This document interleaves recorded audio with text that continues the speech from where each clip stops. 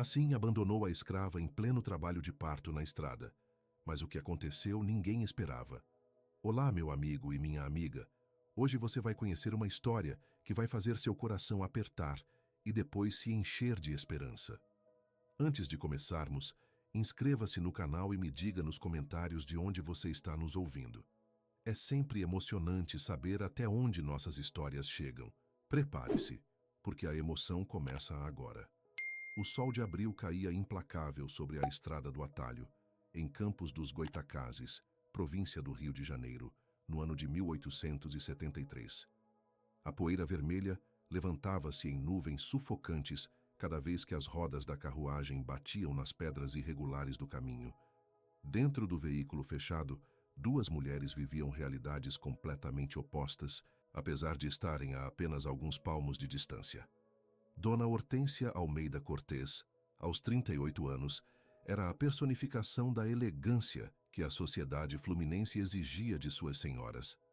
Seu vestido de tafetá roxo, importado diretamente de Paris, contrastava brutalmente com o interior simples da carruagem. Leque de marfim na mão direita, ela abanava-se com movimentos mecânicos, tentando afastar não apenas o calor, mas também a presença incômoda da mulher que gemia no banco oposto. Josefa tinha 26 anos e estava no auge de uma gestação que já durava mais que os 9 meses esperados. Seu ventre imenso parecia prestes a explodir sob o vestido de algodão cru, encharcado de suor e manchado pela poeira da viagem. As contrações haviam começado ainda na fazenda Boa Esperança, onde trabalhava desde os 14 anos, quando fora comprada num leilão de escravos na cidade. Agora, cada solavanco da carruagem arrancava-lhe gemidos abafados que ela tentava sufocar mordendo o próprio braço.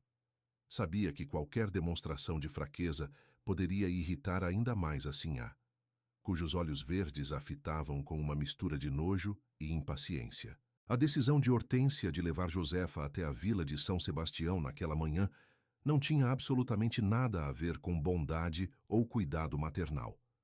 Era pura conveniência cruel.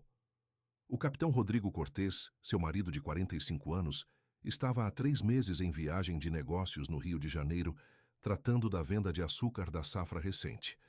Antes de partir, dera ordens expressas para que Josefa fosse bem tratada durante a gestação, algo que enfurecera Hortência desde o primeiro dia. A razão era óbvia para qualquer um que olhasse com atenção. Aquela criança no ventre de Josefa tinha a pele clara demais, os traços finos demais, e se pareceria demais com o capitão quando nascesse. Hortência descobrira a verdade 6 meses atrás, quando ouvira uma conversa entre duas mucamas nos fundos da casa grande. O capitão não apenas violentara Josefa numa noite em que voltara embriagado do engenho, mas continuava protegendo-a de punições, garantindo que comesse bem e não carregasse peso. Para Hortência, que perdera 3 gestações nos últimos 8 anos e agora estava estéril segundo os médicos de Campos, ver aquela escrava carregar um filho do marido era como ter uma faca cravada no peito todos os dias. Não podia matá-la abertamente sem enfrentar as consequências legais e sociais, mas podia fazer algo muito pior. Podia garantir que nem mãe nem criança sobrevivessem ao parto e que parecesse um acidente da natureza. A viagem até São Sebastião levaria 4 horas em condições normais. Hortência saíra propositalmente no horário mais quente do dia, recusara levar água suficiente e dera ordens ao cocheiro, um negro liberto chamado Benedito, para seguir pelo caminho mais esburacado. Cada chacoalhão era uma tortura para Josefa, cujas contrações agora vinham em intervalos cada vez menores. A bolsa amniótica rompera havia 20 minutos, molhando completamente o assento de couro velho, e o líquido escorria formando uma poça no assoalho da carruagem. Sinhá, por favor. Josefa conseguiu sussurrar entre dentes cerrados, as mãos agarradas às laterais do banco. A criança está vindo. Não vai dar tempo de chegar na vila. Sua voz tremia não apenas de dor, mas de terror absoluto. Sabia perfeitamente qual era o plano de Hortência. Percebia nos olhos gélidos da senhora a sentença de morte que pairava sobre ela e seu bebê. Hortência parou de abanar-se e inclinou-se ligeiramente para a frente, seu rosto aristocrático contorcendo-se numa expressão de desprezo tão intenso que parecia capaz de queimar. Você acha que me importo com o que está acontecendo com você ou com essa cria bastarda? Cuspiu as palavras como veneno. Deveria ter pensado nisso antes de abrir as pernas para meu marido, sua vagabunda. A acusação era absurda e Hortência sabia disso. Uma escrava não tinha escolha quando um senhor a desejava, mas a dor da traição e da infertilidade própria cegavam qualquer lógica ou compaixão. Josefa não respondeu. Apenas gemeu alto quando outra contração devastadora atravessou seu corpo. Podia sentir a cabeça do bebê pressionando, descendo pelo canal, exigindo passagem para o mundo. Não havia mais como segurar. A criança nasceria ali, naquela carruagem em movimento ou na beira da estrada poeirenta. Sinhá, pelo amor de Deus e da Virgem Maria, pare a carruagem. Gritou com a última força que tinha. Hortência bateu 3 vezes no teto da carruagem com o cabo do leque. Era o sinal combinado. Benedito puxou as rédeas bruscamente, fazendo os 2 cavalos baios pararem com um relincho assustado. Estavam exatamente no meio do caminho, a 5 quilômetros da fazenda e 3 da vila. De um lado, a mata fechada do rio Muriaé. Do outro, um campo aberto onde apenas pés de mandioca tentavam sobreviver ao sol inclemente. Nenhuma casa à vista, nenhum ser humano por perto, apenas o canto estridente das cigarras e o zumbido distante de insetos. Benedito, chamou Hortência com voz firme, descendo da carruagem com movimentos delicados, segurando as saias para não sujar na poeira. Tire essa mulher daí e deixe-a debaixo daquela árvore. Apontou para um pé de jatobá solitário, uns 20 metros estrada adentro. O cocheiro, um homem de 50 anos com cicatrizes de chicote ainda visíveis nos braços, hesitou. Seus olhos escuros encontraram os de Josefa, grávidos de compaixão e impotência. Sinhá, ela vai morrer se deixarmos ela aqui. Não tem ninguém por perto. Está em trabalho de parto e o sol... Você está questionando minhas ordens, Benedito. A voz de Hortência ficou gelada como o inverno das montanhas. Quer que eu escreva ao capitão dizendo que um negro liberto achou que sabia mais que eu sobre como administrar os escravos da fazenda?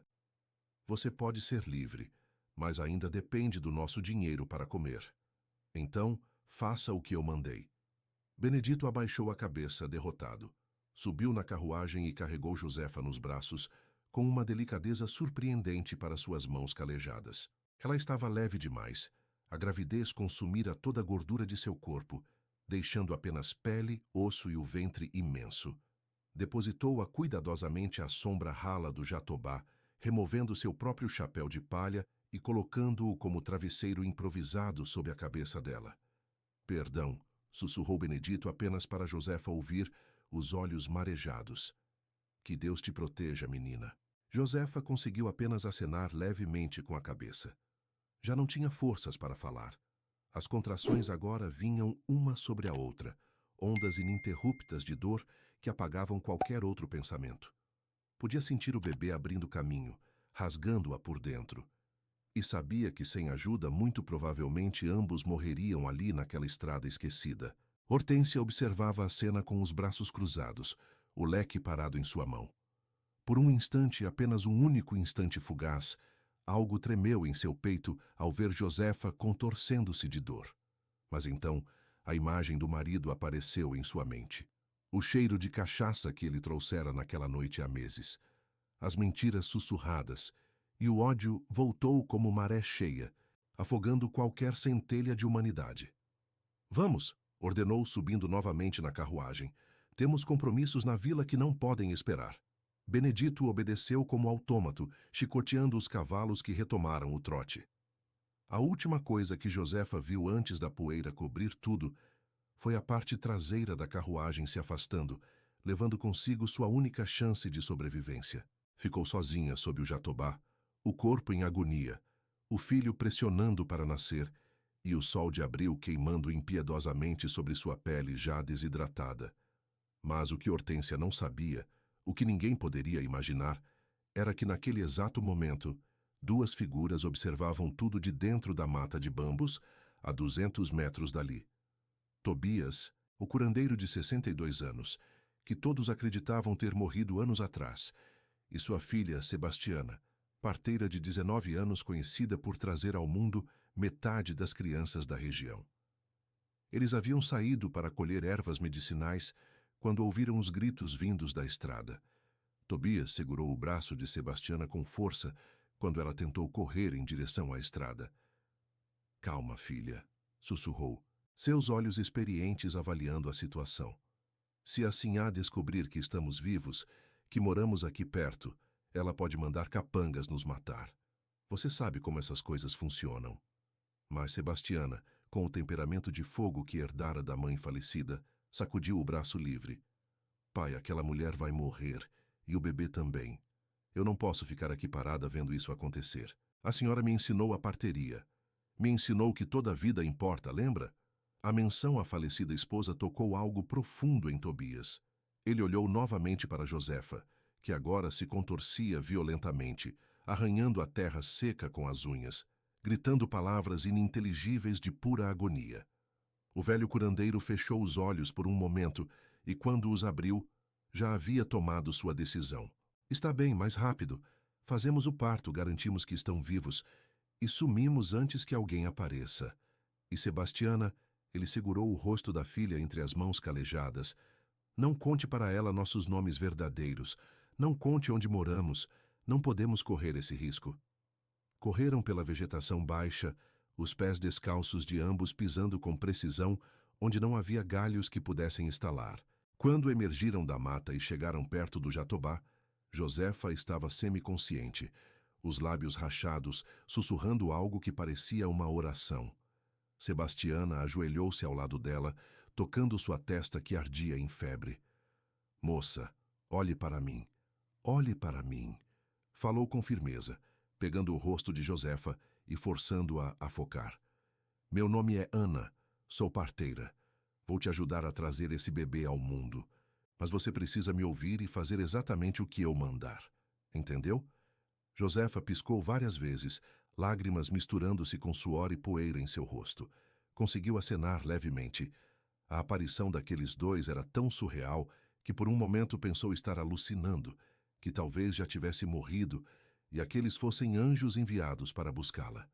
Mas a dor era real demais, pulsante demais, para ser ilusão. Meu bebê, conseguiu gemer. Salve meu bebê, por favor. Tobias já examinava a situação com olhos clínicos treinados por décadas de experiência clandestina. Durante anos após comprar sua própria alforria, com dinheiro suado de curandeirismo ilegal, vivera escondido na mata, ajudando escravos fugidos, tratando doenças que os médicos brancos se recusavam a tocar, trazendo crianças ao mundo em condições que fariam qualquer doutor de campos desmaiar de horror. Esta não seria a primeira vez que desafiava a morte numa estrada empoeirada. A criança está em posição errada, murmurou para Sebastiana, as mãos experientes apalpando o ventre de Josefa. Pélvica, os pés vêm primeiro. Se não fizermos direito, ela vai sangrar até morrer e o bebê vai sufocar. Sebastiana sentiu o medo apertar sua garganta, mas empurrou-o para baixo com determinação. Aos 19 anos, já havia realizado 47 partos, alguns simples, outros complicados, mas nunca um pélvico completo sem estrutura, sem água limpa, sem instrumentos adequados, sob o sol causticante de abril. O que precisamos fazer? Perguntou ao pai, as mãos já trabalhando para erguer as saias ensopadas de Josefa, expondo suas pernas magras que tremiam descontroladamente. Primeiro, água. Vá até o rio. Encha o cantil. Rápido. Tobias tirou da sacola de pano cru, que sempre carregava alguns panos limpos que usava para curativos, um vidrinho com óleo de mamona e uma faca pequena com lâmina afiada que limpou rapidamente com cachaça que também carregava. Sebastiana disparou em direção ao rio Muriaé, que corria a uns 150 metros dali, seus pés descalços voando sobre pedras e raízes.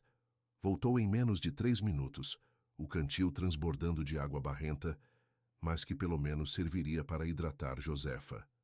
Beba, ordenou Sebastiana, levando o cantil aos lábios rachados da mulher. Josefa engoliu avidamente, a água descendo por sua garganta seca como salvação líquida. Algumas gotas escorreram pelo queixo, molhando seu pescoço empoeirado. Devagar, devagar. Não vai ajudar se vomitar tudo. Quando Josefa bebeu metade do cantil, Sebastiana passou o restante para o pai, que usou para lavar as próprias mãos e depois as partes íntimas de Josefa, preparando-se para o trabalho brutal que viria. Uma contração devastadora fez Josefa arquear as costas, gritando tão alto que pássaros fugiram das árvores próximas. Sebastiana segurou suas mãos com força. Não empurre ainda. Você vai rasgar tudo se empurrar agora. Respire. Respire como eu. Demonstrou respirações curtas e rápidas, e Josefa tentou imitar entre soluços. Tobias trabalhava silenciosamente, suas mãos antigas, mas ainda firmes, apalpando, medindo, calculando. Precisaria virar o bebê parcialmente, tentar trazer os braços para dentro para facilitar a passagem da cabeça que viria por último. Uma manobra arriscadíssima que havia matado mais mães e bebês do que salvado na história da medicina. Mas era a única chance. Na próxima contração, instruiu Tobias, os olhos fixos em Sebastiana, você vai segurar os ombros dela firme. Não deixe que se mova. Josefa, moça, vai doer mais do que qualquer coisa que já sentiu. Mas se você me deixar trabalhar, se ficar parada, posso salvar vocês dois. Se lutar contra mim, ambos morrem. Escolha agora. Josefa olhou para aquele homem idoso de cabelos completamente brancos, rosto marcado por rugas profundas que contavam histórias de sofrimento e resistência, e viu algo que nunca vira nos olhos de nenhum branco, nem mesmo do capitão que a engravidara. Humanidade pura, sem julgamento, sem uso, apenas o desejo genuíno de ajudar. Confio no Senhor, sussurrou. Faça o que tiver que fazer. A contração seguinte foi inferno transformado em carne. Tobias inseriu as mãos, sentindo os pés minúsculos do bebê, seguindo pelas perninhas até encontrar o quadril. Josefa gritou até perder a voz, seu corpo inteiro em espasmo de dor, enquanto Sebastiana a segurava com força sobre-humana, murmurando orações católicas e africanas misturadas, invocando Oxum e Nossa Senhora ao mesmo tempo. Tobias girou delicadamente, milímetro por milímetro, sentindo o bebê responder, rodando dentro do útero. Suor escorria por seu rosto, pingando sobre o corpo de Josefa, misturando-se ao sangue que começava a fluir mais intensamente. O braço está preso, disse Tobias com voz tensa. Preciso puxar agora, ou vamos perder os dois. Não esperou resposta. Puxou com força controlada, sentindo o ombro minúsculo do bebê ceder, o bracinho deslizando para dentro. Outro puxão, e o segundo braço se libertou. Agora vinha a parte mais perigosa, a cabeça. Se demorasse mais que 60 segundos, o cordão umbilical comprimido mataria a criança por asfixia. Se puxasse rápido demais, poderia quebrar o pescoço frágil ou rasgar Josefa internamente, causando hemorragia fatal. O mundo pareceu parar. O canto das cigarras desapareceu. O calor sufocante tornou-se abstrato. Existia apenas aquele momento, aquelas mãos experientes, aquele corpo exausto, aquela vida pendendo entre mundos. Tobias puxou suavemente, mas firme, suas mãos guiando a cabeça para baixo, depois para o lado, usando o ângulo exato que décadas de experiência haviam gravado em seus músculos. E então, com um som molhado e definitivo, o bebê emergiu completamente, escorregando para as mãos do curandeiro. Silêncio absoluto. O bebê estava azul, flácido, não respirava. Sebastiana sentiu o coração afundar. Josefa tentou erguer a cabeça, os olhos arregalados de terror. Meu filho está morto. Sua voz era puro desespero. Tobias virou o bebê de cabeça para baixo, deu 3 pancadas firmes nas costas minúsculas. Nada. Sebastiana pegou um dos panos, limpou a boca e nariz do recém-nascido, removendo líquido amniótico e muco. Tobias soprou suavemente no rostinho. 1 vez. 2 vezes. Na terceira, o bebê tremeu. E então, como milagre desabrochando, abriu a boca e chorou. O som daquele choro foi a coisa mais linda que qualquer um deles já ouvira. Um berro forte e indignado, furioso por ter sido arrancado do conforto do útero para aquele mundo brutal. Sebastiana riu e chorou ao mesmo tempo, limpando o bebê com ternura, enquanto Tobias cortava e amarrava o cordão umbilical com precisão cirúrgica. "É menino", anunciou Sebastiana com voz embargada, colocando a criança sobre o peito de Josefa. Um menino lindo e saudável. Josefa abraçou o filho contra si, lágrimas correndo sem controle, molhando a cabeça do bebê, coberta de cabelos negros finos. Naquele momento, toda a dor, todo o abandono, toda a crueldade desapareceram, substituídos por um amor tão avassalador que pareceu curar feridas que ela nem sabia que tinha. "Obrigada", sussurrou olhando para Tobias e Sebastiana. "Obrigada por me darem meu filho. Deus enviou vocês." Mas não havia tempo para celebrações prolongadas. Tobias ainda precisava extrair a placenta, garantir que não havia rasgos internos graves e fazê-lo rápido antes que algum viajante aparecesse ou pior, antes que a Sinhá mudasse de ideia e voltasse para verificar se Josefa já estava morta. Você está gostando dessa história? Então inscreva-se no canal Os Segredos Esquecidos. Ative o sininho para não perder nenhuma emoção que trazemos toda semana. E me conte nos comentários. Você teria coragem de fazer o que Tobias e Sebastiana fizeram, arriscando tudo para salvar uma desconhecida? Sua resposta vai me ajudar a entender o coração de quem nos acompanha. Agora vamos ao ato final, onde você vai descobrir o que aconteceu depois e por que essa história mudou vidas para sempre. Tobias trabalhou com eficiência silenciosa, suas mãos experientes massageando o abdômen de Josefa para estimular a expulsão da placenta. Levou 7 minutos angustiantes até que finalmente deslizasse para fora completa e intacta. Ele examinou cuidadosamente, verificando que nenhum pedaço ficara retido, o que causaria infecção fatal em dias. "Está tudo aqui", murmurou mais para si mesmo que para as mulheres. Usou o resto da água do cantil para limpar Josefa o melhor possível. Depois aplicou óleo de mamona nas áreas dilaceradas, um remédio que aprendera com sua avó, descendente direta de curandeiras africanas. O bebê mamava vorazmente no seio de Josefa, pequenos sons de sucção misturando-se aos suspiros exaustos da mãe. Sebastiana cobriu ambos com seu próprio xale de algodão grosso, protegendo-os do sol que agora começava a descer, mas ainda queimava. "Ela não pode ficar aqui", disse a Tobias em voz baixa. "Quando a Sinhá voltar e ela vai voltar para verificar se está morta, vai encontrá-la viva com a criança. E aí vai terminar o trabalho. Pode apostar." Tobias sabia que a filha estava certa. Hortência Cortês era conhecida em toda a região como mulher de temperamento cruel quando contrariada. Havia histórias sussurradas sobre escravos que desapareciam misteriosamente após desobedecê-la, sobre punições brutais por infrações mínimas. Deixar Josefa ali era condená-la à morte certa. "A casa de farinha", disse subitamente, lembrando-se. "Aquela abandonada a 2 quilômetros daqui. Ninguém vai lá há anos. Podemos escondê-la por uns dias até ela recuperar forças suficientes para decidir o que fazer." "E depois?" Sebastiana perguntou com preocupação legítima. "Ela é escrava fugida se abandonar a fazenda. Vão caçá-la com cães. E com um bebê recém-nascido não vai conseguir ir longe." A realidade brutal da escravidão pendia sobre eles como nuvem de tempestade. Não bastava salvar vidas, era preciso garantir que essas vidas teriam chance de continuar. Josefa, que escutara tudo em silêncio enquanto embalava o filho, finalmente falou, a voz fraca, mas surpreendentemente determinada.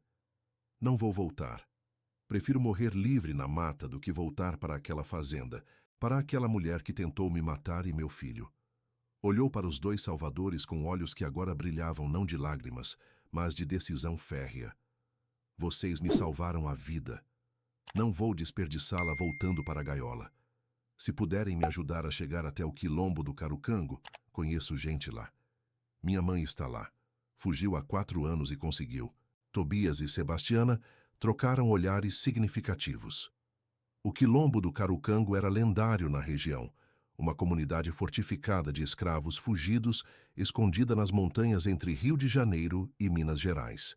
Dizia-se que abrigava mais de 200 pessoas vivendo livres, com plantações próprias, milícia organizada e rede de informantes que avisava sobre qualquer expedição de caça que se aproximasse. Mas ficava a 5 dias de caminhada dali, através de mata fechada, rios traiçoeiros e regiões patrulhadas por capitães do mato. Com bebê recém-nascido, isso é impossível, Sebastiana começou, mas Josefa a interrompeu. Então vou morrer tentando, porque voltar é morrer com certeza. Sua voz não admitia discussão. Abraçou o filho com mais força, como se o protegesse não apenas do mundo cruel lá fora, mas de qualquer tentativa de separá-los. Foi Tobias quem quebrou o impasse.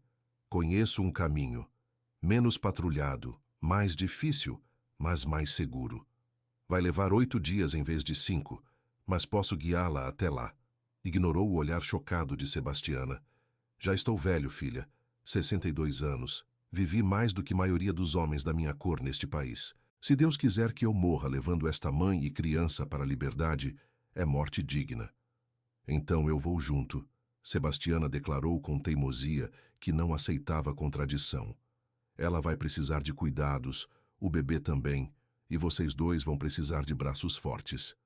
Aos 19 anos, tinha a força de quem crescera carregando cestos de roupa, água do rio, lenha para a fogueira. 3 pessoas teriam mais chance que 2. Josefa começou a chorar novamente, mas agora eram lágrimas de gratidão tão profunda que não cabia em palavras. Por que vocês estão fazendo isso por mim? Nem me conhecem, arriscam suas vidas, sua liberdade. Porque todo mundo merece viver, menina. Tobias respondeu simplesmente, já se levantando e estendendo a mão para ajudá-la. É porque se não lutarmos uns pelos outros, quem vai lutar por nós? Os senhores, as leis, o imperador lá no rio? Rio sem humor. Tudo que temos é nós mesmos. Nossa gente cuidando da nossa gente. Mas naquele exato momento, ouviram o som inconfundível de rodas de carruagem e cascos de cavalos na estrada. Sebastiana correu até a borda da mata e espiou, o coração acelerado. Era a mesma carruagem que deixara Josefa voltando. Podia ver o vestido roxo de Hortência pela janela. É ela, sussurrou urgentemente. Voltou para ver se já morreu. Tobias agiu com velocidade impressionante para a idade. Sebastiana, ajude Josefa. Para a mata agora. Deixa que eu cuido disso. Pegou o chapéu que servira de travesseiro, o pano ensanguentado da placenta, espalhou terra sobre as manchas de sangue no chão. Quando a carruagem parou e Hortência desceu, seguida por Benedito, encontraram apenas o velho curandeiro ajoelhado sob o jatobá, aparentemente colhendo raízes. Quem é você? Hortência exigiu saber, franzindo o nariz para o homem negro e sujo à sua frente. O que está fazendo aqui? Tobias curvou-se submissamente, fazendo-se menor, mais velho, mais inofensivo. Perdão, sinhá, sou apenas um pobre colhedor de ervas. Moro nas matas, vendo remédios na vila. Manteve os olhos baixos, sabendo que mulheres como Hortência raramente olhavam de verdade para pessoas que consideravam inferiores. Viu uma negra aqui, grávida sozinha? A voz de Hortência estava tensa, ansiosa. Viera esperando encontrar corpo morto, ou pelo menos mulher agonizante. Encontrar ninguém a deixara nervosa. Vi sim, sinhá. Tobias mentiu com facilidade de quem sobrevivera décadas enganando autoridades. Mais ou menos 2 horas atrás. Estava em trabalho de parto, gritando muito, mas então passou uma carroça de ciganos, gente estranha. Pararam, pegaram ela, levaram embora. Ouvi eles falando que iam vender o bebê quando nascesse. Cuspiu no chão com nojo teatral. Gente ruim, sinhá. Mas não podia fazer nada, sou velho e fraco. Hortência empalideceu. Ciganos eram conhecidos por roubar e vender crianças, especialmente bebês de pele clara, que podiam ser passados como órfãos e vendidos para famílias ricas. A ideia de que a bastarda de seu marido pudesse estar sendo levada justamente para esse fim a encheu de satisfação sombria. Que direção foram? Para sul, sinhá, em direção a Minas. Tobias apontou para o caminho oposto ao quilombo, comprando tempo precioso. Hortência assentiu, um sorriso pequeno e cruel tocando seus lábios. Ciganos, então, Que conveniente! Jogou uma moeda de cobre aos pés de Tobias. Pelo seu tempo. Voltou para a carruagem sem olhar para trás, ordenando Benedito a seguir viagem. Enquanto se afastavam, ela abanava-se satisfeita. Josefa, desaparecida com ciganos, era melhor que morta na estrada. Não haveria corpo, não haveria perguntas, e o capitão jamais saberia a verdade completa. Quando a carruagem virou a curva e desapareceu completamente, Tobias correu para a mata. Encontrou Sebastiana e Josefa escondidas atrás de bambuzal denso, o bebê milagrosamente silencioso, como se entendesse a necessidade de segredo. Ela foi embora. Acreditou que ciganos levaram você. Isso nos dá a vantagem de 3, talvez 4 dias antes que perceba a mentira. Josefa abraçou Tobias com força, que suas forças diminuídas permitiam. Obrigada. Obrigada por arriscar sua vida por nós. Olhou para o filho em seus braços. Vou chamá-lo de Tobias, em homenagem ao homem que nos salvou. O velho curandeiro limpou a garganta emocionado. É nome pesado para carregar, menina. Mas se ele crescer com metade da coragem da mãe dele, vai honrá-lo bem. A jornada até o quilombo do Carucango levou 9 dias, não 8. Passaram por rios que Josefa teve que atravessar com água na cintura, segurando o bebê acima da cabeça. Dormiram em cavernas úmidas, fugindo de patrulhas. Comeram raízes e frutas silvestres quando a comida acabou. Sebastiana cuidou das febres que atacaram Josefa na 3ª noite, tratando com cascas de quina e rezas sussurradas. Tobias negociou com mateiros e quilombolas menores, trocando tratamentos médicos por informações de rotas seguras. Quando finalmente avistaram o quilombo, fortificado no alto de um morro com paliçadas de madeira e vigias armados, Josefa caiu de joelhos e chorou. Dentro daqueles muros, encontrou a mãe que não via há 4 anos, uma mulher de 47 anos, chamada Teresa, que gritou de alegria ao ver a filha viva e com um neto nos braços. O reencontro foi tão emocionante que todos que assistiram choraram junto. Josefa e o pequeno Tobias viveram no quilombo do Carucango até 1888, quando a Lei Áurea finalmente libertou todos os escravos do Brasil. O menino cresceu forte, educado pelas tradições africanas preservadas ali e pelas histórias de coragem que sua mãe nunca cansava de contar. Tornou-se professor na primeira escola para crianças negras de Campos dos Goitacazes, dedicando vida a educar os filhos de ex-escravos. Tobias morreu pacificamente aos 68 anos, 6 anos após chegar ao quilombo, cercado por dezenas de pessoas cujas vidas salvara. Sebastiana casou-se com um dos guerreiros do quilombo, teve 5 filhos e tornou-se a parteira mais respeitada da região, trazendo ao mundo mais de 300 crianças ao longo de sua vida. E Hortência viveu até os 52 anos, morrendo amarga e sozinha na fazenda Boa Esperança, depois que o capitão Rodrigo a abandonou, ao descobrir que ela mentira sobre o destino de Josefa. Nunca teve filhos. Sua última vontade, dizem, foi pedir perdão a uma escrava que nunca mais viu. Você gostou desta história? Então se inscreva no canal Os Segredos Esquecidos, ative o sininho e compartilhe este vídeo para que mais pessoas conheçam esses segredos que a história oficial nunca conta. Me diga nos comentários de onde você está nos assistindo e o que você aprendeu com essa história de Josefa, Tobias e Sebastiana. Sua interação ajuda a manter essas histórias vivas e levar emoção e conhecimento para mais gente. Um super abraço do fundo do coração e até a próxima história. Que Deus abençoe vocês.